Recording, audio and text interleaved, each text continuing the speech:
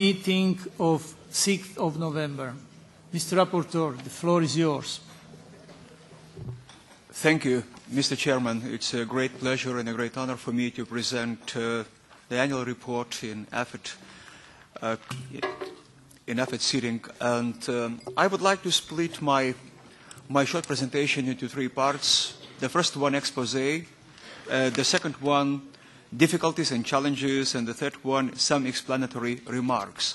I've got a confession to make, Mr. Chairman. I have to confront in myself some sort of inclination to sound very academic and detached, since my ambition and objective was and continues to be to have a useful and practical document, rather than a sophisticated list of some past or present practices and problems. That's why I believe that it's of utmost importance for us to produce a sharp, focused, coherent, and useful document, a useful annual report. And that's why the ambition is to shape the future, rather than merely reflect or list the facts or issues of the past or the present, to make an impact on other EU institutions and hopefully third countries. In doing so, of course, I am very delighted to say that we do have common ground. So my colleagues and I easily agree on the most fundamental, the most important issues concerning human rights and their violations all over the world. But at the same time, what is pivotally important is to find the right wording, to find the right phrasing, sometimes to rework some sort of material or practical side of our discourse. That's why the spirit of collegiality is of great importance for the annual report, and some flexibility and maneuvering are indispensable, as no single commentator or rapporteur can claim to have the final say on these deeply sensitive issues, the issues of utmost importance. This is to say that I really welcome all amendments, and I'm very grateful, deeply grateful to my colleagues for making them, for tabling them. The second thing, difficulties and challenges, which I have to admit and confront. Freedom of religion and belief. This section, I believe, could be more focused, sharper, and therefore more instrumental, rather than being merely a long and repetitive list of fundamental rights. We don't want to single out any religious community or denomination, which unfortunately popped out in some cases. But at the same time, I have to say one important thing. Having said this, I hasten to explain why China and Russia are mentioned in the report. They are mentioned because I believe that these two countries represent the whole spectrum of human rights violations.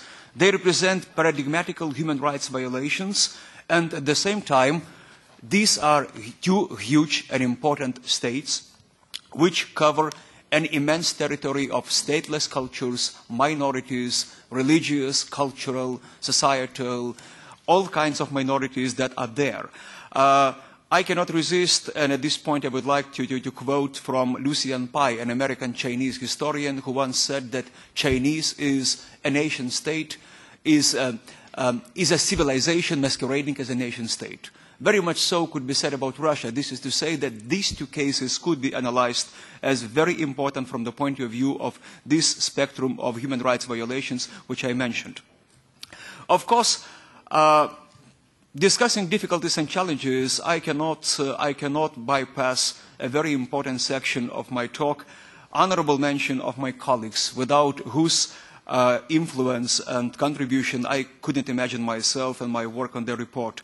And my very warm thanks go to my fellow liberals, Renate Weber especially, and some other ALDE colleagues, Madam Kiel-Nielsen and Green colleagues, Madam Anna Gomes, Madame Vergia, Mr. Jörg Leichtfried, Madame Anna Zaborska, Mr. Tokes, Madame Andrikene, to name just a few among many, many colleagues who made very important additions and tabled very thoughtful and very intelligent amendments.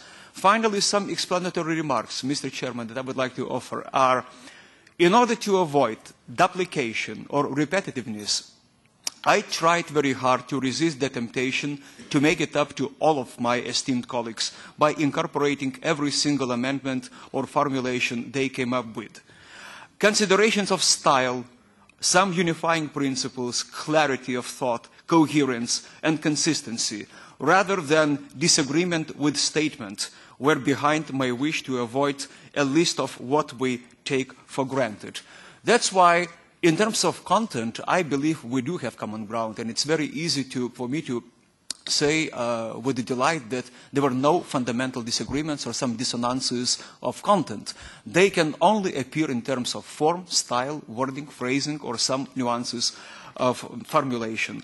My colleagues provided me with the most valuable properties of political and intellectual life, namely critique and feedback.